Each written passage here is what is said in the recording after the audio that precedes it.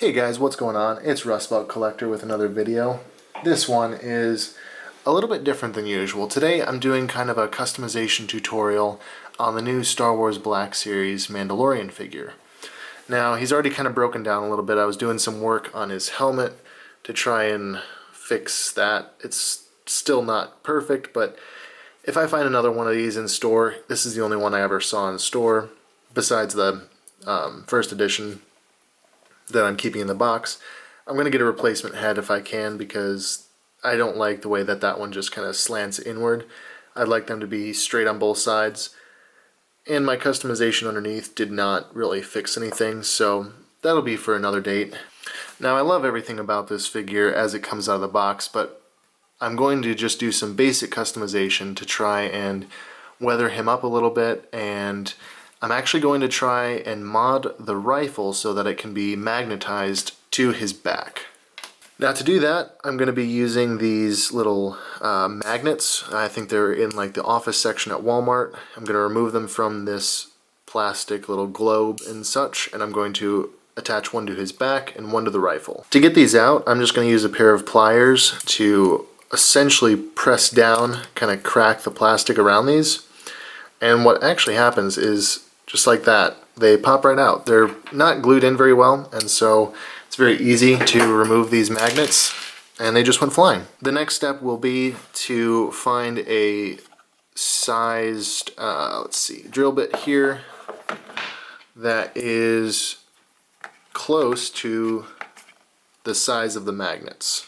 Okay, so I'm opting for a 3/16 drill bit here. The magnets are a little bit larger than this size drill bit so that they will fit snugly in the opening that I drill out with it. Next, I'm going to cut off this little bit here. With that cut off, I'm going to actually use the drill bit, and by hand I'm just going to put a small divot in where the magnet can rest. There should be enough plastic on this to allow for the magnet to sit in there. I didn't want to drill it out with a power tool because it'd be really easy just to drill all the way through the gun, and that's not something that I want to do. Okay, so with the hole drilled, I used the knife to clean up the edges a little bit, and that magnet should fit in there just like that. The other one went flying, but just like that, that magnet fits in there pretty flush. I'm not going to go any further through just in case I accidentally go through the other side, but that fits in there pretty good. I'm just going to put a dab of super glue back in here and then apply the magnet, and it'll stay in there permanently. And then once that's done, you could paint over it, you could sculpt over it, whatever you want to do. Now that that's nicely glued in place, you're going to want to do the same to the other side. Okay, so this part can be a little bit tougher because the body is made out of a harder plastic than the rifle is, but nevertheless, I managed to get the hole put in there. Now, you can't go too deep, otherwise you do hit that shoulder joint, as you can see there, but I went in there and you're not affecting the joint any. You're just going to be careful because when you glue it in there, you want to make sure that it's not going to glue the joint as well. The other thing to note is to make sure that you get your poles right on the magnet, because as you can see here, when the magnet's facing that way, they snap together.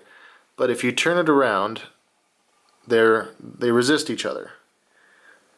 Sorry, that doesn't want to focus, but yeah, there we go. You'll see those magnets are resisting each other, but if you turn it around again, they snap right to each other.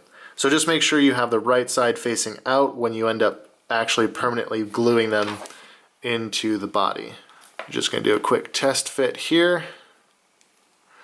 Looks like I'll probably have to trim up the edges a little bit, but that's going good. Okay, so that's glued in there now. What I did is I put the magnet in place and then applied glue around it to avoid any glue getting on the inside.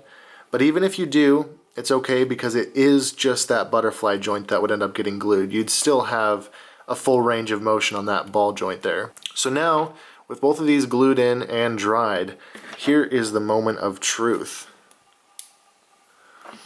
And check that out. It'll stay in any position that you want it to. It can go all the way around. It can go vertical. And of course, you know, you've still got this strap. The strap will still rest against it properly.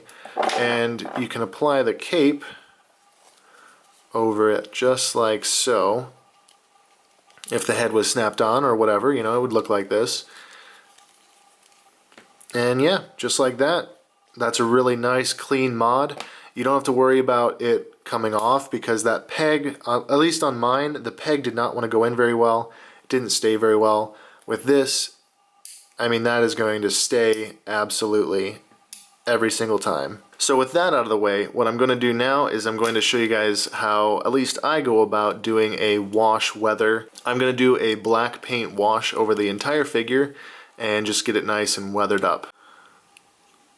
Just as a side note, I just picked up this Heimdall figure with this wonderful like Western style cape.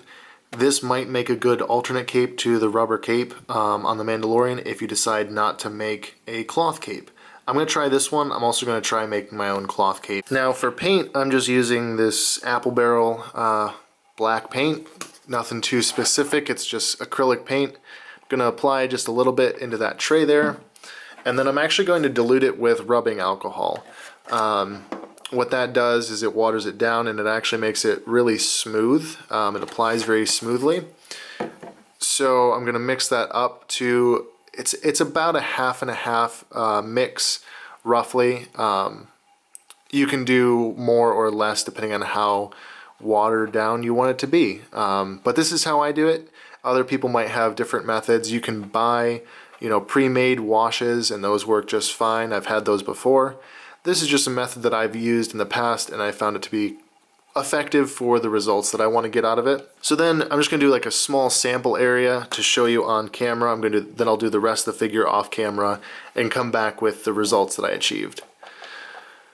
So basically you get a decent amount on your brush like so, and then just apply it to where you want to see. I'm going to take the belt over here actually because I don't want that necessarily to get all painted up.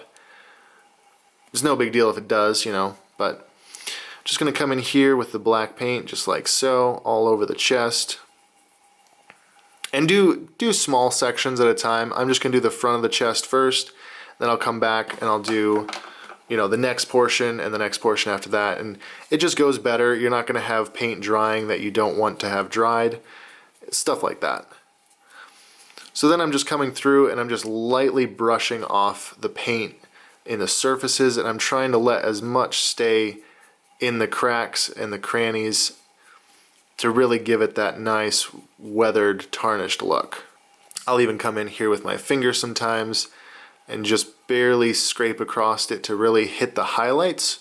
And the highlights are where you generally want the least amount of paint, and it's deep down in these cracks and crevices where you want the darker paint to like rest and to stay in there the same way that it would in real life. You know, you'd have dirt that gets packed into the corners and the edges of the armor, but it wouldn't necessarily stay on the outside where it could get brushed off more easily. So that's looking pretty good. I'm happy with that. I'm going to go back in, I'm going to do the whole figure then, and I'll come back and I'll show you the results. Okay, so I'm going to let that dry for a little bit. Now the next thing that I'm going to do is I'm actually going to dry brush paint this helmet with some silver. I'm just using some Tester's silver paint here. I'm going to dry brush it silver, and then once that's dry, I'm actually going to do the same black wash over top of that. That should give it a nice shine while also giving it the same weathering to match the other pieces of armor that are already on the body. Okay, so the dry brush is applied. As you can see, it's got a nice silvery sheen to it going on. And as you can tell by my fingers, this is not a clean process. This is definitely a little bit messy, but that's okay. That's part of the whole customizing fun that we do. Alright, so now I'm going to do the same dry brushing that I did on the base figure. I'm going to do that to the helmet. I should also note that I did the same dry brushing to the cape as well.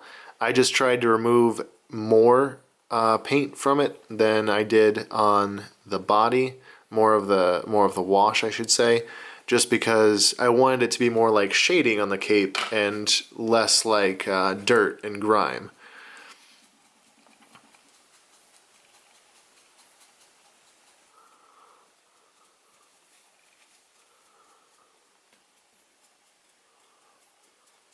Now I'm thinking that looks pretty good. It's got a good coating of some weathering. The silver is still shining through on it, which is perfect. It's what you want. The wash really highlights the detail on the back of the helmet, as well as those details right there around the edge of the helmet on like the ear comlink pieces or what have you. Now I'll set that off to the side. I'll show you now the body as I've weathered it completely now. You can really see how just a little bit of a wash brings out all these beautiful sculpted details. It helps bring out the battle damage on his chest.